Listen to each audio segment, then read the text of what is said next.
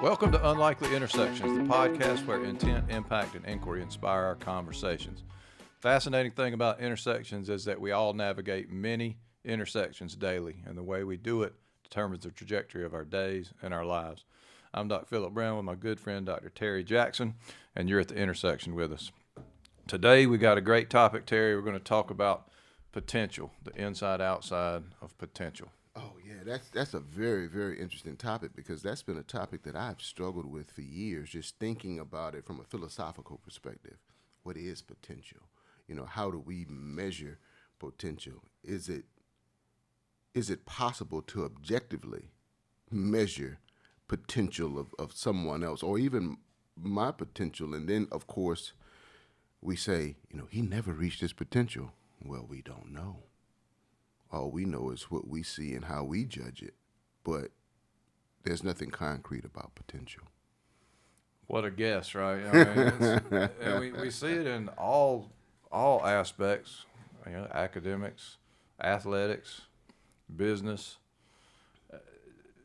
everything, and it's a really sticky topic to understand. On the one hand, and then on the other hand, human potential is basically unlimited. You said a mouthful there. It's unlimited,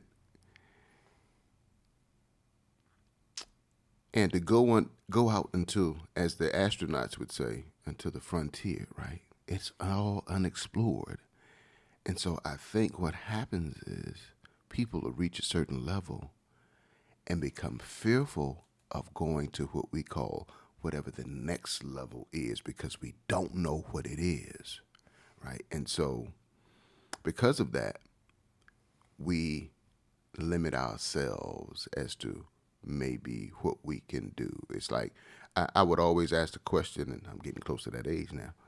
Does a 65-year-old man still dream? For me, yes, I do.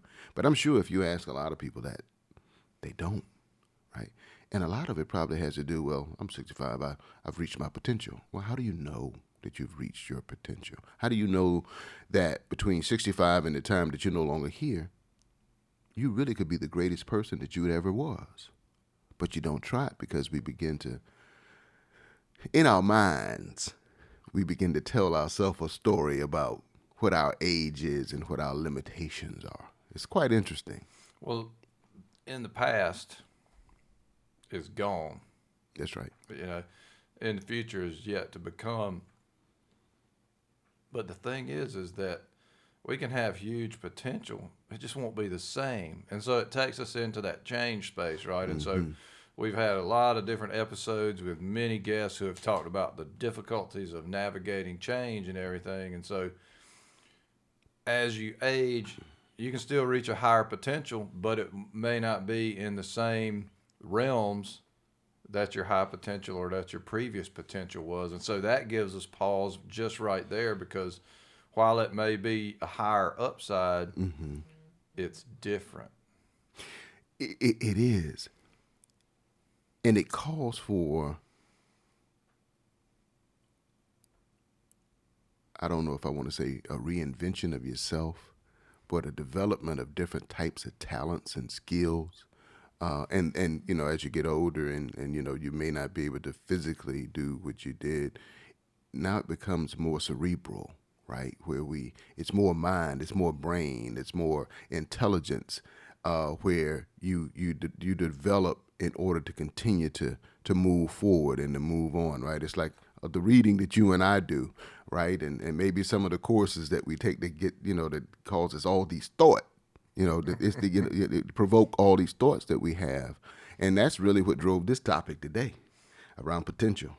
Absolutely. It was interesting because yesterday in our class, Dr. Rao talked about the care with which you have to engage into potential discussion because it introduces an element of comparison. And if you're in that whole space where we're awareness of what's going on, that we're actually at any given time we can be aware of the roles we're playing, and the role that we're playing is not necessarily us. when you start talking about gradations of potential, you introduce that comparison, either you to someone else or group to group or whatever, and that's a false construct. So it's really fascinating when you can peel that onion back a lot of layers. That's right. That's right. You know, we can think of sports teams, right? And we talk about, well, they've reached their potential or they didn't reach their potential. We can look at the New England Patriots the year I think they went undefeated in the regular season but lost in the Super Bowl. And we can say, wow, they had a great year. But they weren't champs that year. Regular season, maybe they did reach their potential. From a holistic perspective, they didn't because they didn't win the championship. And that's how we'll measure it, because they didn't win the championship, right? But somebody had to win and somebody had to lose. Yeah. Our measurement, right? It kind of reminds me of Gary Ridge when he told the Wall Street, he said, my numbers are fine. That's right. Right. You know, it's like based on how he was doing it, you know, and by any objective measure you might want to put, that was a great season that they had. That's right. That's right. And so that gets you back to process versus outcome, right? Like they fully intended to win the Super Bowl. They didn't. That outcome was not within their control, never was. Does that negate all the positive process, all the good wins that they had all along the way? Probably not. But we look at it that way, right? Because of the definitions that we assign to events and words, right? Like the word potential that we're discussing this morning. The definition that we give it. And so I pulled it up that so we can be clear about what it is, right? Having or showing the capacity to become or develop into something in the future.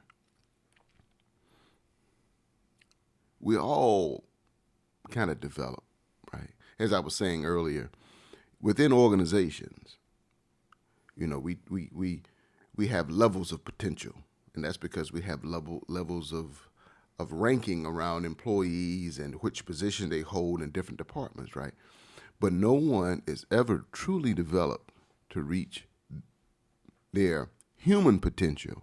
We look at it more from a positional potential than what they should do given roles and responsibilities that they fit within, right? And normally, if you're going outside your roles and responsibilities, we'll say, well, that's not a part of your job. But their potential may have taken them into a whole different direction that maybe now they need to go into maybe another position. And it could be outside of the department that they're actually in. But when we say that's not part of your job, it means we're discouraging them in a particular way, right? And so, as you said, human potential is unlimited, but we place limits on ourselves as humans. It's a safety thing on behalf of the others, right? Like, so in the organization, when you have somebody who's able to boundary span, I mean, we've got a whole leadership competency that's around boundary spanning. So when you see that happening, then that's actually a very positive thing in terms of leadership and development. Yet a lot of times in organizations that's not valued, right? And that's because people are protecting their silo, right? And it's a glass ceiling on innovation for a company to not be able to recognize when talent is emerging like that. You know, so much of what we need to think in terms of now is how things emerge, you know, and just being aware that, you know, this event is happening over here. It's going to have big time effects over here in the future. We didn't do anything to cultivate this. It just happened, right? And our job is to recognize it and put fuel on the fire to make it hotter, to get to something great over here when we're in a leadership position. A lot of times that's a major cap on individual potential. And what you see in organizations, you'll see big time turnover, right? Because these people over here that don't feel like their potential is being recognized, they'll take that for so long and then they're out. So if you look at an organization, you know, we put lots of different excuses on why turnover is what it is. But at the end of the day, a big part of it is people weren't recognized for their potential. that wasn't valued, that wasn't enhanced, and so they just go for a different opportunity. Yep, I would agree. And they move, and we assign them these labels for the mere fact that we as human beings are purely subjective beings, right? We like to think that we can be objective, right? But we're only as objective as we are in favor of what's happening, right? Or we may have maybe some disdain for something, right? But we're purely subjective beings. And with that, even though we may put together this appraisal process within the organization, right, there's still all kind of limits on that, right? There's no real open appraisal process that's really going to, that really reward someone for all the innovation and the creativity that they bring to an organization. So we come up with this phrase, organizational fit, right? And initially, when somebody comes in and they talk about organizational fit, they say, you know what? My potential may fit within this organization because they appear to be creative and innovative. But all of a sudden, I get there, in year 2, I'm realizing they're not. They're no different than where I came from, so let me go somewhere else where I fit, where I have the potential to grow, the potential to expand, the potential to make a contribution, right? Everything is around this word called potential. But yet, it has a definition, but it doesn't. And we can flip it upside down in terms of everything we've been talking about now is how an organization or a team or the outside folks value someone. But the flip side of that is that all that potential actually that's an inside job. Mm-hmm. And I have to recognize my own potential first. Mm-hmm. In most cases. Same for you, same for everybody. And I have to have enough courage to begin to explore what that can be and to look for signs that it's going in that direction. Mm-hmm. Sometimes that doesn't happen for different reasons. Sometimes the person feels held back. Sometimes they just have a hard time recognizing it. There's a readiness phenomenon that doesn't always exist that may relate to people's self-confidence or lots of different things in their background. But I'm always struck by the fact that there are tons of assumptions that underlie this whole discussion of potential. Mm-hmm. The external ones, like you were just referring to, organizational fit. Well, a bunch of assumptions go into that. They have to. Mm-hmm. I mean, there's so much information out there that we have to put in assumptions to develop a calculable equation. Mm-hmm. The trouble we see now is a lot of times the folks who are creating those assumptions are too homogenous, but mm-hmm. that's a whole nother topic. But we also have assumptions about ourselves. Mm-hmm. And it goes back to that mental what am I telling? What story am I telling myself mm-hmm. that makes this true and that holds me in this spot? Yeah.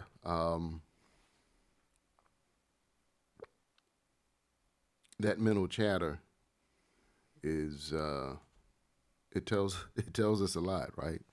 Some of what's true and some of what's not true, right? That's right. Some of us, we walk around and we're just great, and others that think, why can't I do anything right, right? One word came to mind as you were talking about this, and that word and its impact on potential is exposure. Giving someone exposure to different environments, be it internal to the organization, be it external to the organization, be it just information to read and grow as you, from a internal potential perspective, when you're looking at, how do I fulfill my potential just through my personal development, where exposure to different information, to books, to different people, that has an impact on it as you begin to see different perspectives and being true to what our actual potential is. So, which then becomes limitations, right? I know I can do this, but I know I can't do this. And so now there are other labels that come around what my limitations are. And then some of that mental chatter could say that those limitations become self-sabotage, right? There's so much, there's so many dynamics to when we start thinking about that word, what our potential is or what someone else's potential is. You know, and I think I asked a question yesterday of you in a text when we were talking about what we would discuss this morning, and that question is, how does this potential tie into the city of Wilmington? Man, that is a great question, because when you get into the assumptions piece of it, and you get into what assumptions are created by often as patterns. So when we have certain patterns that have existed over a long period of time, all of a sudden everybody is putting similar assumptions into things, right? And so in our particular case, we've got whole groups of people that are held back because of the assumption that they can't do it, and their assumption that they don't have the opportunity or some such thing. You know, I don't know exactly what is in everybody's head, obviously, but, you know, it goes back to the same way we started. The potential is unlimited. You know, I mean, it's how we handle that. It's the story that we all begin to tell, first individually and then collectively, about what the future can be.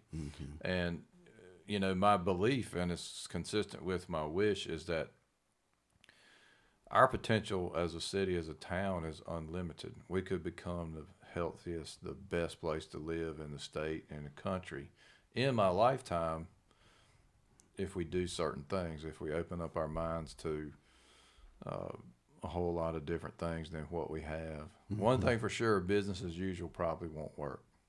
That's the truth.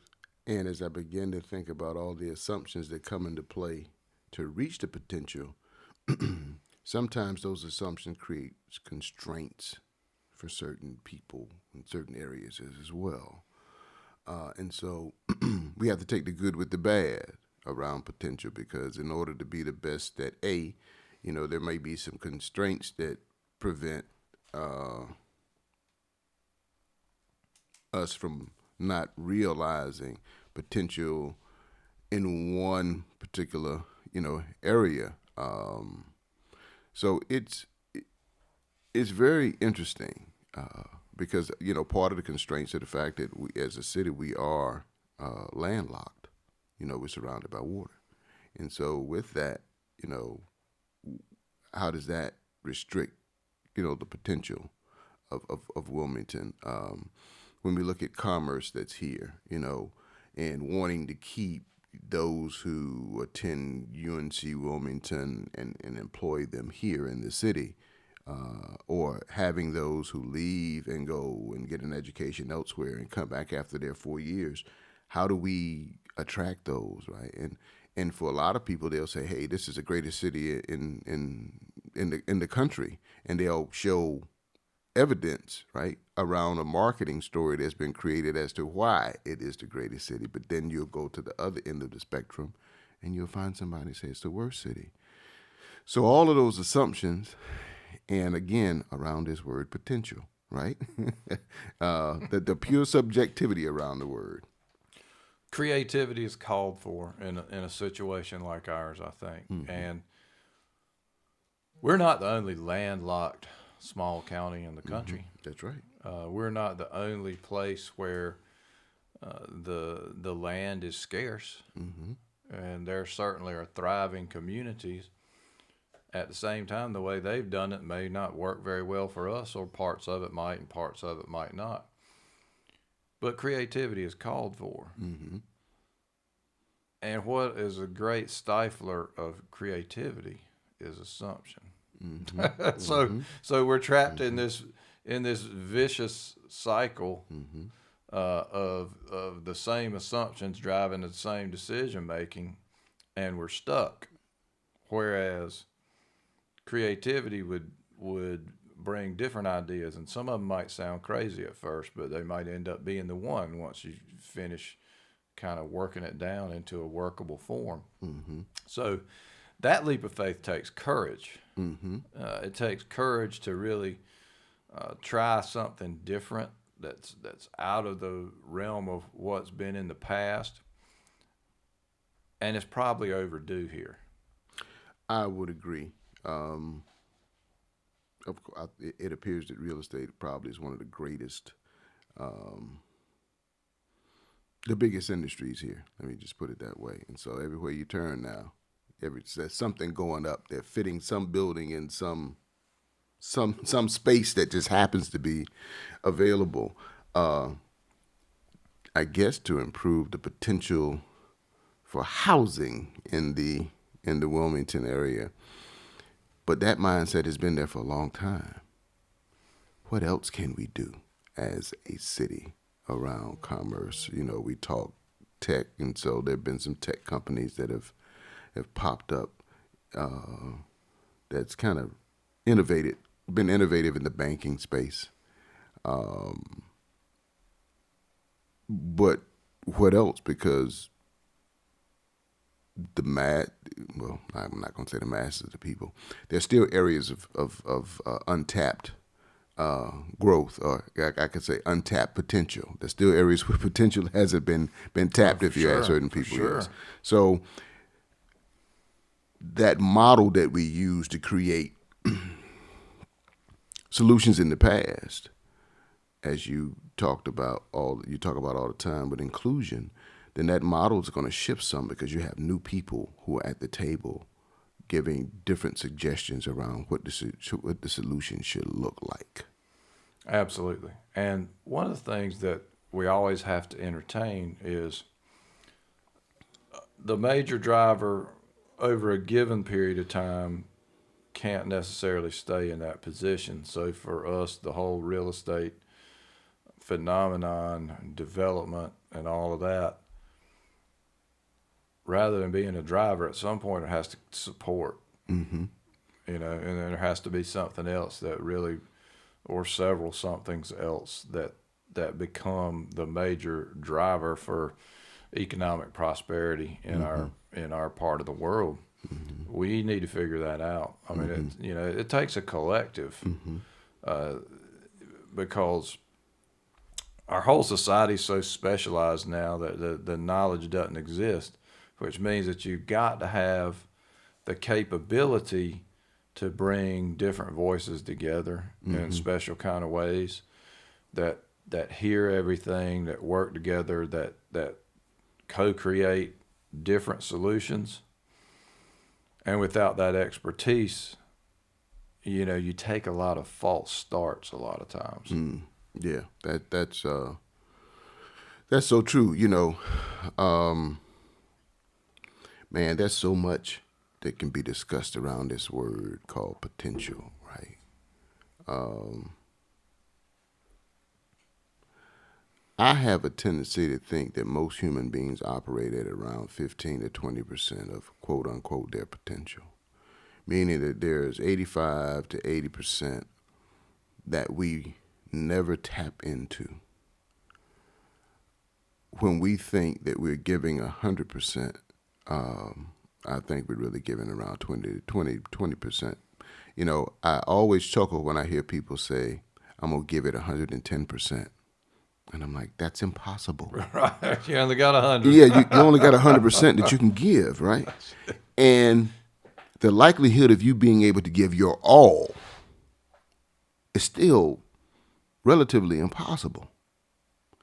You can only give a percentage, and I can't put a number on that because you can see the guy out running the marathon, right? And for some, they give their all. You see them pass out and, their body just kind of starts to do things. There's a separation of mind and body, right? But then you see some who appear extremely strong at the end of 26 miles, right? And you're like, wow. Well, their all wasn't given because they still have all of that appeared, I guess, strength and stamina to go even further, right? And so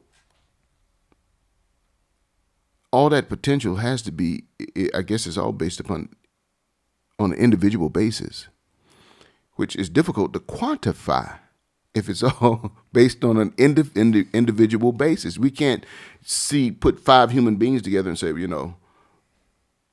this is his potential and this is her potential and we can't do that because from an internal perspective, we just don't know what's there.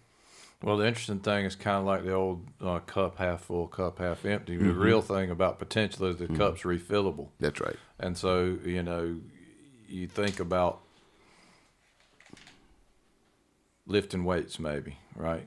And my son's gotten into lifting weights, and he has, goals for what his maximum lift of a given thing is.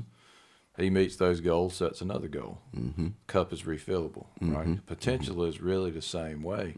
And it gets to another P word that I think goes with potential, and that's persistence, right? And so as you persist in a given thing, whether that's a business endeavor, whether that's a physical endeavor, whether it's educational, mental endeavor, your potential gets higher. You meet certain goals or exceed certain goals. May not be exactly like you thought it was going to be, but there's growth. And when you look back, you can definitely see that growth. And so that persistence piece of potential, I think, sometimes is underestimated. We know all the greats have it. Especially we see it in athletics, and we celebrate it in athletics more than anything else, right? We see the development of a player. Take Michael Jordan, obviously. Didn't make the varsity team as a sophomore, and then, all these years later is now always in the conversation for the greatest of all time because he stuck with it. He put in the work. He did the things that were necessary. Probably had a few good breaks along the way, which we never like to talk. We like to make achievement about what I did and what you did. But there are good breaks along the way for most all high achievements, so we can't ignore that. But persistence is a big part of it. Sticking with it has a ton to do with how you develop that potential. Yeah, I would agree 100%. The ability to persevere, right? Persistence. And as you move along that spectrum of sticking with it, I'll go back to the word exposure, because you're exposed to more. And more people and more things are exposed to you. And so it's like the universe is your friend, and all of a sudden everything, as they say, all the stars align, right? Because if I'm not mistaken, in his story, Michael, his junior year went to, was it 5-star camp? And basically prior to the 5-star camp, there wasn't a whole lot of people who heard of Michael. And then when he impressed at the 5-star camp, everybody's now talking about Michael Jordan. So having the ability to get there and being exposed to people who could, quote unquote, rank him as a basketball phenom coming out of high school, and then the rest is history, right? There's so many elements that go into this, and we can say that luck is some of it, or we can say, as Dr. Rao says, the universe is your friend. You just have to continue to work on yourself and continue to develop yourself, and as you do so, all the stars align. And that makes me think of, there is a downside to persistence, and I'll use a personal example. So, and this is something that my wife told me in one of those moments that's like, well, you're just seeing this, right? Right after I was laid off, and we're, having more time to spend together and going on walks and going to lunch and stuff we didn't have time to do as much before. And we had a lot of discussions around what it all meant, because it was a very confusing time, still a little bit confusing. But I was persisting in something that I sensed was not the right situation for me for a while. Swimming against the current to a certain extent. And, she told me in no uncertain terms, basically, that, this had to happen because you were never going to quit. You were stuck in this, desire to make certain things happen, and it wasn't, the fit wasn't right in that particular case. And so, persistence can have a downside if you're continuing to to fight a fight that's not winnable, or that really is taking you in a different direction or changing your character in ways that are not in your own best interest or not serving you well. And sometimes it takes a trusted individual like like my wife in this particular case, or friends, or whoever your board of directors is, to kind of help you see. So there has to be, along with persistence, you also need to have an openness to the fact that you may be pushing in the wrong direction. It might be only a little bit of a wrong direction and take a slight course correction, and the potential evolves, or it might be way in the wrong direction and you need to start over. For those people who know what their purpose is, they have to ask themselves, is this consistent with my purpose? Is there a philosophical difference? I know when I walked away in 2013 from corporate America, I walked away because there was a philosophical difference between myself and my leader or my manager that we could never resolve. And the only way was to separate, because philosophically we just didn't hit it off. Regardless of what the numbers looked like, they were great. Everybody was performing. Philosophically, we just didn't. We butted heads. And the best thing to do, because I couldn't win that situation because he was, over me. And so as a result of that, the best thing to do was just walk away from it. And, I look back at it and I'm like, wow, I walked away. It's been about actually April of 2013. So it'll be this April to be 10 years. But then now I look where I landed, after much development, exposure, assessing what is my potential, I look where I landed, and it's in a much better place, right? And it's consistent with what my purpose is. As an aside, I think both of us would agree that we would encourage everybody to embark upon what their purpose is. Yes. At least get in the same ballpark. And the interesting thing about it is, a lot of times it's hard to articulate for a while. You can feel it. And human language is not quite sufficient to express human feelings, right? It's like ocean versus pond type thing, and so a lot of times the way we talk about things doesn't do justice to the feelings that we have about it, and so I have to be aware of that when describing your purpose. But that quest to understand purpose is something that I think is a worthwhile quest for every person. Yep, I would agree with you 100%. And as I explored my purpose, I know, and I say this all the time now, we talk about soft skills, and that being a huge challenge for a lot of those who are in the workforce today. And I said, I'm in the people business. That's the business. I'm in the development of people. That's what I do, and that's consistent with my purpose. And then, as Dr. Rao said, you look for the evidence, right? And I see the evidence everywhere. And so that means that I am consistent with what I do. I may choose to show up at certain places or choose not to show up at certain places. But everything that I do pretty much is consistent with what that purpose is, and that is the development of people. And, we got into a word yesterday that kind of threw me off a little bit, and I don't want to go down the rabbit hole with it, but that word called destiny, right? We mentioned that yesterday in the course. Dean brought up a question about, the gentleman that was on the course with us brought up a question around destiny, and something just wasn't happening. He said, that must have been destiny. And then 5 minutes later, it happened, right? And I said, well, how did that destiny change, right?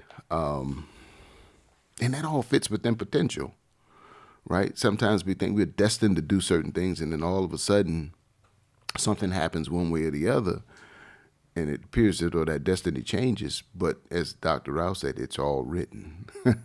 Yeah, that's the model, right? That he's using that, it's a model that fosters acceptance in the moment, and that's really important. We have to start where we are, and accepting things exactly as they are is the first step of that. And then this whole concept of collecting evidence that things are moving in a certain way is really powerful, right? And so if we can talk tactically now about what an individual can do a little bit to move toward their potential. And I think that's the right analogy in a way, right? It's a journey, the end of which we don't know and can't know. We can only know, somebody can know after we're dead what our potential was, basically, right? That's right. So you start with taking things exactly as they are, and then the process is create some possibilities that are viable, and pick one and start looking for evidence that that is as real as the current situation that you don't like. And it's pretty much inevitable that you're going to find some evidence. Yeah. Now, along the way, you'll have to decide if that's enough evidence or not to move in that direction, or if you need to change that direction a little bit. You'll see other evidence that doesn't quite fit. Maybe it fits one of your other possibilities. But it's amazing what happens when you, I think of it as, using your skills for good, not evil, right? It is, what you're really doing is you're feeding your implicit biases. You're setting your mind to look for certain things because your mind is filtering out those other things. And so you're using basically the physiology of the mind for good, based on what you're trying to bring into the world. And it's a fun experiment. I mean, I think it would almost always have to work. I would agree. As biased human beings, we always find evidence to go along with what we're thinking, whether we think negatively about something or whether we think positively about something. There's always that bias that we locate to confirm, confirmation bias, right? To confirm what we're thinking. I'll tell you, from time to time as I go to a restaurant or stop, go through the drive-through, when I go certain places, I have this saying after the fact. If my order is wrong, I'll say, well, my expectation is such that I expected it to be wrong, right? And so my daughter will tell me that's happening because that's what you're thinking. I said, but I'm not walking in the door thinking this. I'm not going through, I'm expecting my order to be correct because if I look and I order the number 12, I know what the number 12 is because it says what it is on the menu. I would assume that if I order a number 12 that the person working there, because they work there, know what the number 12 is. They can look up at the board and they know what it's supposed to be. So my order is not supposed to be wrong. But I expect because of what I said something to someone the other day. We live in a attention deficit economy or society, right? Where my attention is so short that I'm not paying attention to what I'm doing, even though I'm getting paid to do this for a living. And so something happens. There's an error that happens simply because I'm not really paying attention to what I'm supposed to be doing because I'm on my smartphone. I'm talking to a friend, or maybe I just don't even want to be there, right? But for whatever reason, my level of expectations are often met simply because I'm not expecting a whole lot. Yeah, that distraction piece is massive. And then you got the little mental chatter monkey in the back of people's brains, including ours, that's going all the time and distracting us from the task at hand. And there have been some really good health system things that have been accomplished just by making the primary focus taking care of the person who's in front of you at the time. It's something that we can go back to that is a real fundamental thing. But if you're fully engaged in taking care of the person's needs who's right in front of you is going to go a long way to being a good experience, to being a safe experience, and to meeting that person's needs. But, I want to hit a little bit before we run out of time. This whole concept of potential is interesting because it talks about a future you, a future potential you or me. But we also need to highlight the fact that we're all complete human beings as we are. Mm-hmm. We've achieved huge potential to get to the point where we are. We have everything we need to navigate forward. Mm-hmm. Maybe that journey is not clear throughout its duration. If it is clear, then good luck. It's probably going to end up being different than you think. Mm-hmm. But we have everything we need. We're complete as we are, and if we acknowledge each other as such, it opens up a space, and in a space that enables great things to happen that are different. All human beings. Let me just say, everything here on this earth has a purpose. Whether we understand that purpose or not, just because we don't understand it doesn't mean there's not a purpose for it. And everything here is excellent because it's there to serve the purpose that it serves, right? There's nothing here that's been placed here that's deficient. As you said, we're complete. And so as I had the aha moment this morning, and I mentioned it before we came on, there's nothing here on earth that's mediocre. It may not have been developed, but it's not mediocre. It's perfect in its existence. How it's been used, what it's been used for. And as we think about human beings, they just, as we say, they didn't reach their potential. But that doesn't mean that there's any deficiency there. It means they weren't developed, right? In that process, somewhere down the line, something went left, something went right. And the development just wasn't there. And I would now begin to say that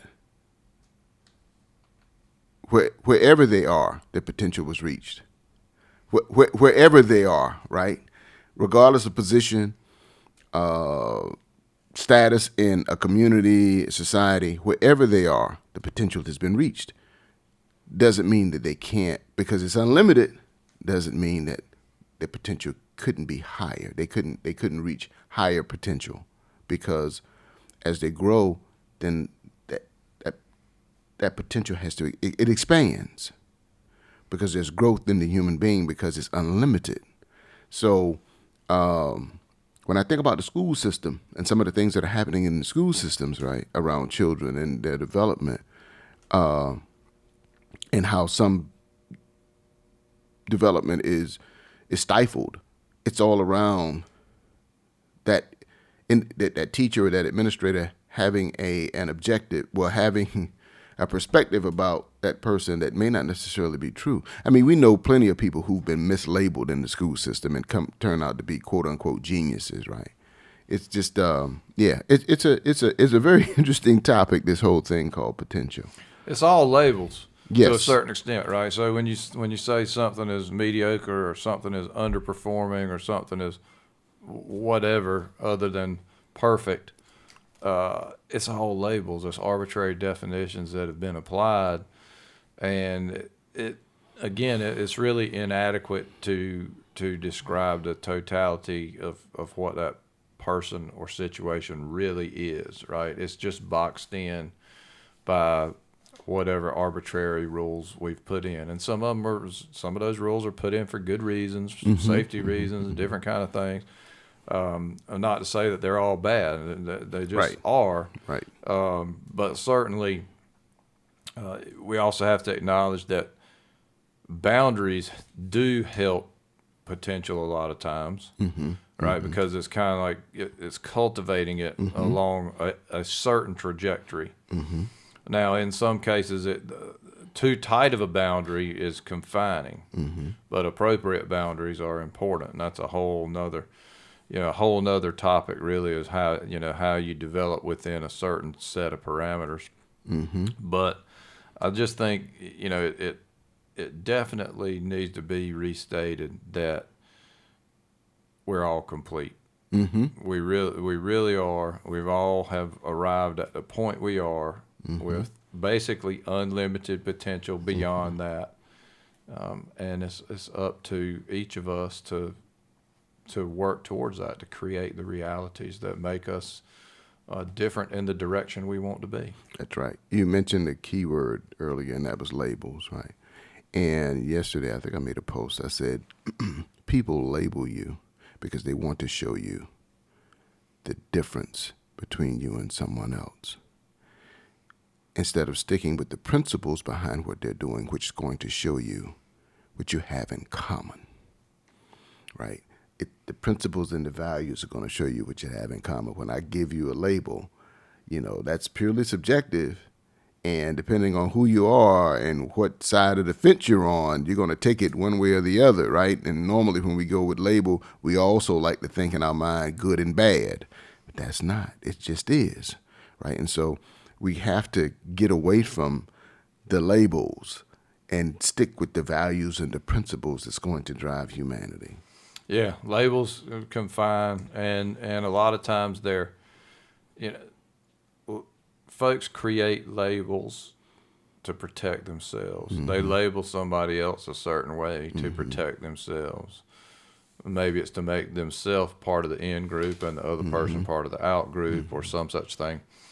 And they're limiting. They're clearly limiting. But the interesting thing is a label is just an intersection for you. That's right. And you can either take that label and make it part of you, or you can just let it pass because it's not. And that's where we run into a lot of trouble, I think, a lot of times. And you see it when you can watch a person who receives a message. Maybe it's not even intended in the context that they take it. But when you see that indignant behavior emerge, you know that actually they have ingested that label, and that although they're on the surface fighting it, how could this person say that about me? To a certain extent, they've also believed it, because if they gave it no credence, it would just pass on by like a cloud in the sky, right? They've sort of tipped their hand that they believe it a little bit, and that's why they have to fight it. Because if it had no credence, no credibility, they would just say, "I don't care." Yeah, that's right. Those labels create inclusion and exclusion. That's it. You're either in the in group or you're in the out group, right? And as humans, for whatever reason, we like to be able to have those labels. Yeah, you're with me on this side, or no, you're against me. You're either with me or against me, right? I'm like, why does everything have to be, why does it have to be that way? I just see it a little bit differently. That doesn't necessarily mean I'm against you because I see it differently. I just see it differently. That's it. Yeah, interesting. Yep. Well, I'll tell you, we've done it again here in this hour on the Facebook Live, Unlikely Intersections. It's been a great discussion. I don't know if we reached our potential. I don't even know what our potential is, but I've had a good time, as always, with our discussion. If our audience wants to catch us online, for me, it's docphilipbrown.com or Doc Philip Brown on LinkedIn. You can get our podcast at unlikelyintersection.com or on YouTube at Unlikely Intersections, or obviously here at Facebook on Unlikely Intersections. And Terry, where will we find you? You can find me on LinkedIn at Terry Jackson, PhD. You can also find me on Facebook. And we would like for you to go out and explore whatever your potential is, and the potential of your organization, and take in consideration what we've said today around potential. Is it measurable? Can it be measured? We don't know, but we know that it is a popular word in our society, and that is potential. We'll see you at the next intersection.